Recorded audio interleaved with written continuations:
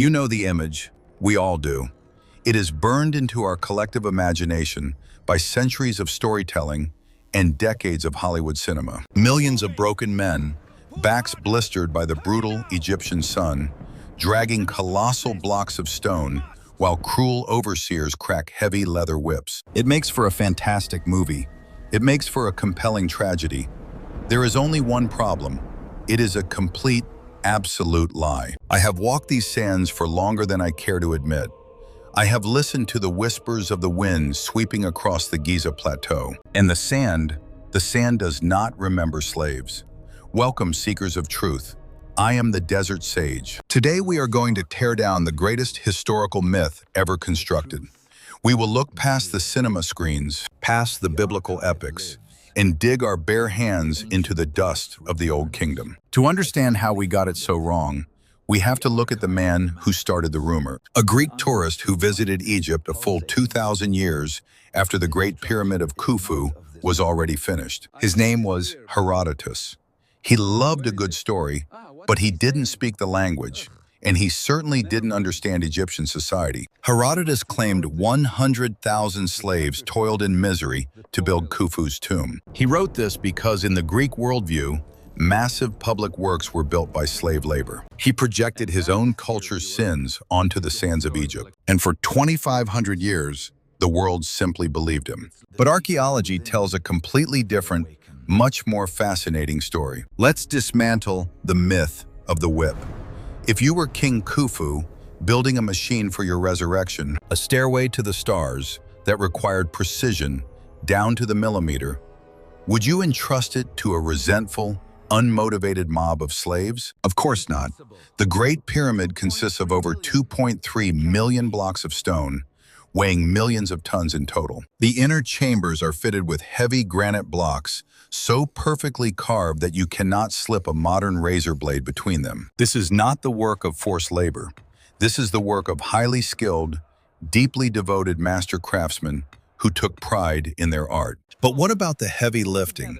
The brutal physical hauling of these massive stones across the hot desert sands. Egypt operated on a system called corvée labor, a sort of national civic duty for all citizens. Think of it like a mandatory military draft, but instead of holding a spear to kill enemies, you held a heavy rope to build. During the inundation, the season when the mighty Nile River flooded the farmlands, the farmers could not work their fields. The entire agricultural economy went on pause. Instead of sitting idle at home, these men were called upon by the state. They were drafted to work on the pharaoh's monumental projects. They were not kidnapped from their homes in the dead of night. They were recruited. And they were certainly not worked to death and thrown into forgotten mass graves, as the movies suggest. They were participating in the most important cosmic event of their lives, securing the immortality of their living god, the pharaoh. By building the pyramid, they believed they secured the prosperity of Egypt itself. It was a profound religious honor. And more importantly, it wasn't free labor. This massive national project paid incredibly well, turning the desert into a booming economy. For decades, historians theorized about this massive workforce, but we lacked the definitive smoking gun. We needed a voice from the distant past. In 2013, the desert finally yielded one. Hundreds of miles away from Giza, at an ancient harbor on the Red Sea coast called Wadi al-Jarf, a team of archaeologists stumbled upon an absolute miracle. Buried deep in the dry limestone caves was a collection of fragmented papyri. These were not religious texts. They were not magical spells for the afterlife. It was, incredibly, an ancient spreadsheet. A 4,500-year-old logbook. This is the diary of Merer.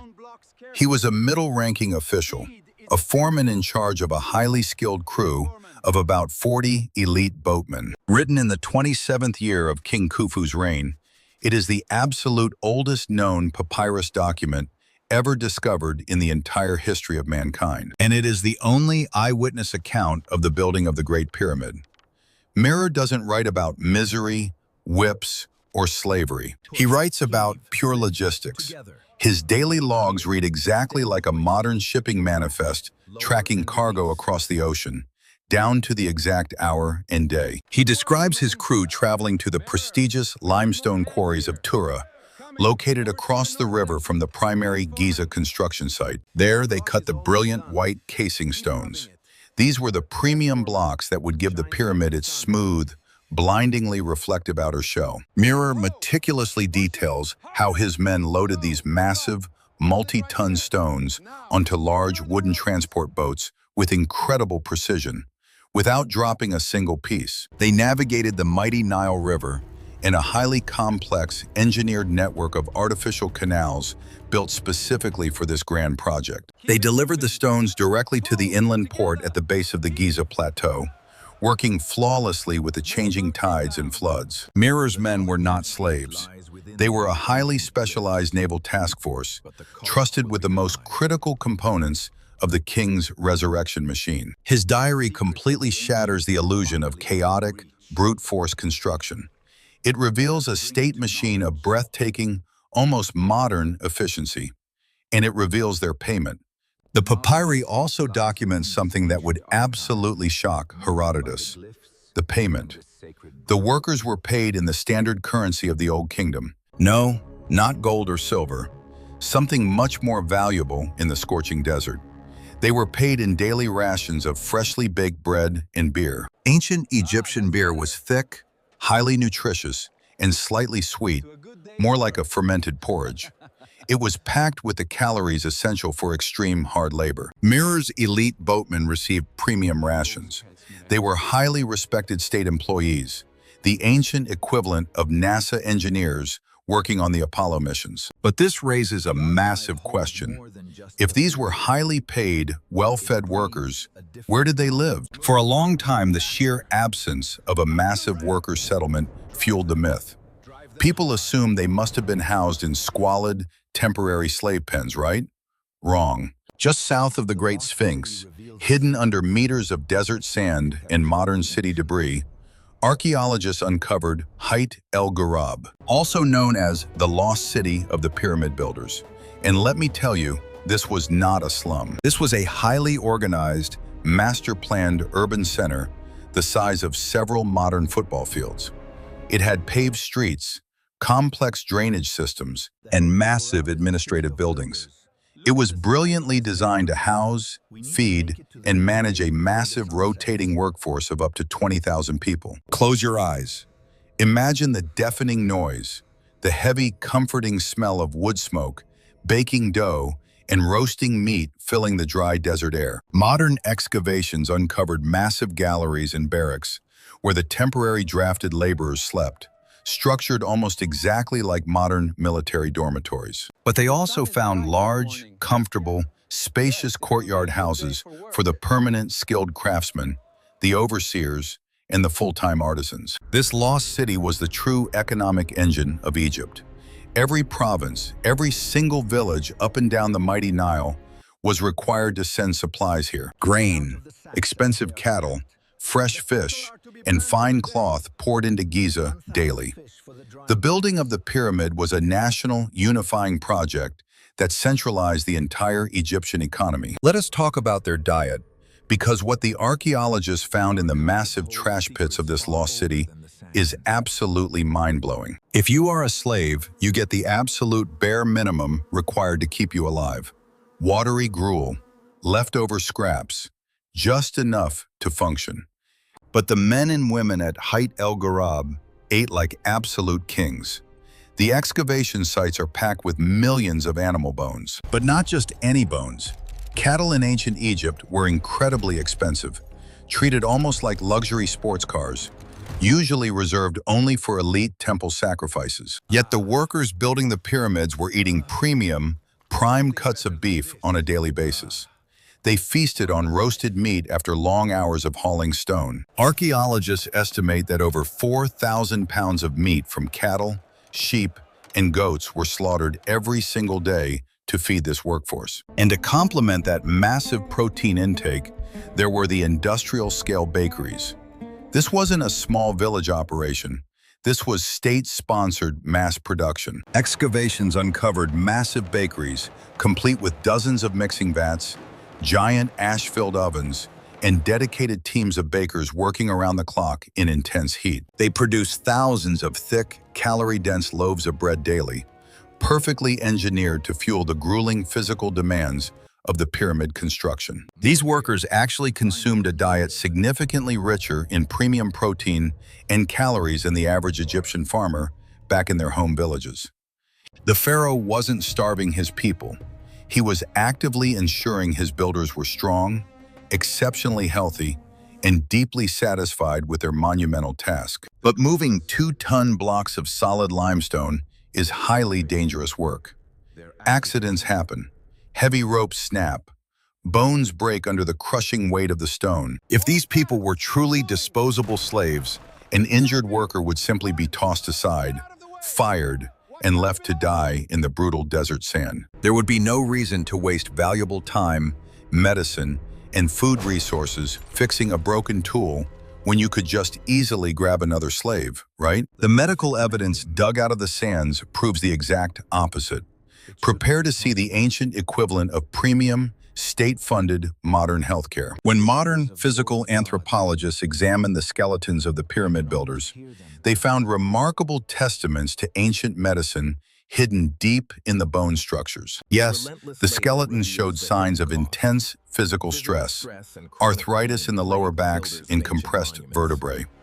This was undeniably backbreaking labor. But they also found broken arms and legs that had been perfectly set and splinted by ancient physicians using techniques that rival modern medicine. These bones had healed correctly, meaning the injured worker was given medical treatment, allowed to rest, and fully fed while they recovered. There is even evidence of successful amputations. Skeletons have been found with severed limbs where the bone had completely healed over gracefully, indicating the patient survived. You do not waste elite medical resources, surgical time, and years of valuable rations on a disposable slave. You provide this care because they were essential. These workers were valued members of society. But how do you manage and motivate tens of thousands of essential personnel without total chaos? The organization of this massive workforce was surprisingly modern and, frankly, a bit hilarious. They weren't a faceless, nameless, depressed mob. They were divided into highly competitive teams, much like modern sports franchises or military platoons, building intense camaraderie among the men. The entire workforce was organized into large units called files, which were further divided into specialized working gangs of about 200 men. We know this exact structure because these gangs left their mark. They painted graffiti on the massive stones they cut and moved. Hidden deep in the relieving chambers above the king's burial room, completely away from public view, the workers painted their team names using red ochre. They didn't paint desperate cries for help or curses against a cruel pharaoh. They painted declarations of pure, unfiltered team pride. We have discovered gang names like the Friends of Khufu, and my personal favorite, a team that proudly called themselves the Drunkards of Menkaure. Does that sound like a group of oppressed, depressed slaves to you? Or a brotherhood of tough construction workers boasting about their drinking habits? To truly understand why these men and women labored so incredibly hard, we must completely abandon our modern, cynical mindset and look entirely through the eyes of an ancient Egyptian citizen. Today, we view a pyramid as a massive, egotistical grave for a dead tyrant, but to them, it was a literal engine of eternity. A divine, perfectly engineered machine designed to keep the entire universe running smoothly. The ancient Egyptian worldview was completely governed by a single, all-powerful concept called Ma'at, which translates to cosmic order, truth, and universal balance. Ma'at was the invisible, sacred force that kept the stars turning in the night sky, the seasons changing perfectly, and the life-giving Nile River flowing. And the pharaoh was not just a political king. He was the living manifestation of the falcon god Horus, the sole mediator between the gods and humanity. When his physical body died, the pharaoh had to successfully navigate the afterlife and transform into Osiris, the lord of the underworld, to maintain that cosmic balance. The stakes were unimaginably high. If the pharaoh's transition to the afterlife failed, They believed the sun would literally just not rise. The Nile would stop flooding, the crops would wither, and chaos, a terrifying cosmic force known as Isfet, would completely consume their world. By building the Great Pyramid, these workers were essentially preventing the apocalypse. They were not serving a cruel tyrant, they were participating in a sacred ritual. This monumental effort guaranteed the survival of their entire world. It was an act of profound religious devotion, a cosmic duty, a labor of fierce faith. They firmly believed that by dedicating their sweat to helping the king achieve immortality, a portion of that divine grace would naturally fall upon them. By perfectly cutting and placing those heavy stones, they were actively securing their own family's places in the eternal, beautiful order of the universe. And the pharaoh rewarded this immense devotion in this life and the next. But the ultimate, undeniable archaeological proof of their highly respected status lies not in how well they lived or how much premium beef they ate, but in exactly how and where they were buried, down in the sand. The sand of Egypt is a master of keeping secrets, but occasionally it gives them up in the most unexpected, almost comical ways. In 1990, an American tourist was casually riding a rented horse across the sandy lower slopes of the Giza Plateau, just south of the Sphinx. Suddenly, the horse stumbled. Its heavy hoof had struck something hard, hidden just beneath the surface of the loose desert sand. It wasn't a rock. It was an ancient mud brick wall. That accidental trip of a horse led archaeologists to the discovery of a lifetime. They began to dig, brushing away thousands of years of dust, and slowly uncovered a massive, sprawling complex right at the foot of the pyramids. This was it, the ultimate missing piece of the puzzle. They had found the workers' cemetery, the final resting place of the actual builders. Here lay the highly preserved remains of the men and women whose sweat and muscle actually raised the Great Pyramids into the sky. Now, to understand why this cemetery completely destroys the slave myth forever, you have to understand the ancient Egyptian laws of real estate. In ancient Egypt, proximity in death meant absolutely everything. The closer your eternal grave was to the pharaoh, the closer you were to the gods. These worker tombs were built right on the Giza Plateau, literally resting in the sacred, protective shadow of the Great Pyramids themselves. If these people were disposable, hated slaves, they would have been thrown into unmarked mass graves, far, far away from the sacred royal precinct. You do absolutely not bury a dirty foreign slave right next to the living God of the universe. That would be a massive cosmic insult. It would ruin the sacred purity of the site and seriously threaten the pharaoh's own journey into the afterlife. It simply would never happen. Instead, these workers were granted the ultimate, highly exclusive privilege. Some elite foremen even had miniature step pyramids built directly over their own tombs. They were not tossed into a pit. They were carefully laid to rest with full religious rites, facing the setting sun, ready for eternity. The discovery of the workers' cemetery didn't just change our view of the pyramids.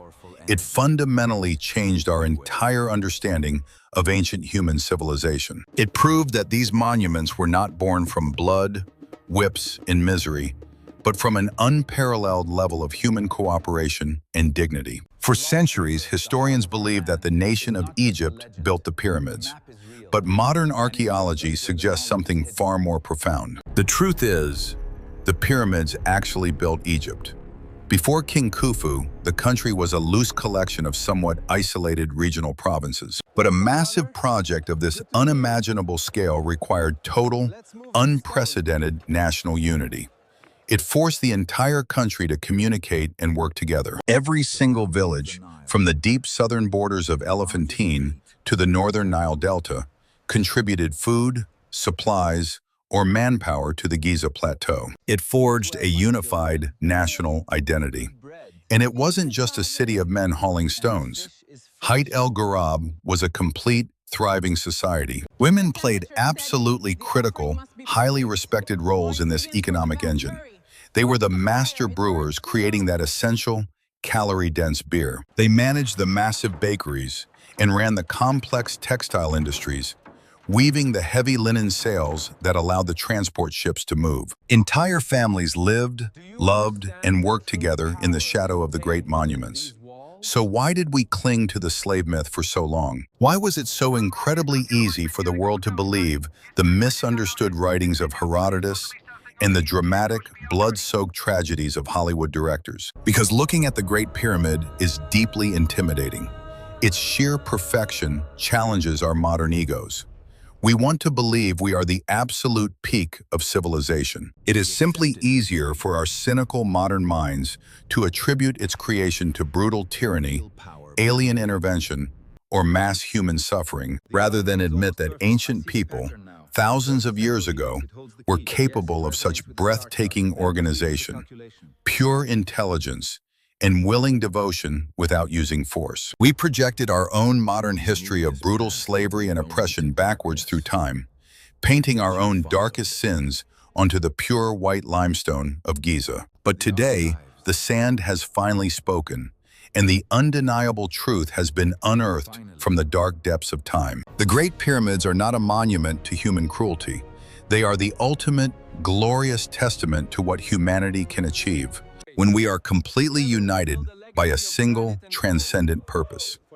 It took thousands of willing hands, brilliant masterminds, and devoted hearts. They left behind their painted team names, their perfectly healed bones, and their meticulous daily ledgers to tell us their true, undeniable story. And for their service, they earned their eternal rest right beside the very gods they helped elevate to the stars. If you only take one single thing away from our journey through the sands today, let it be this. Do not look at these ancient, perfect stones with pity. Do not mourn for the hands that carved them. Instead, look at them with absolute awe. Envy their massive organization, their fiery passion, and their undeniable immortality. Because while modern empires rise and quickly fall, and our own cinematic movies fade into total obscurity, their magnificent, collective masterpiece still stands. A stairway to the stars, defying time itself. I am the desert sage, and my task here is done, for now. The past is never truly buried, my friends. You just have to know exactly where to dig. Until we meet again, keep seeking the truth hidden in the sands.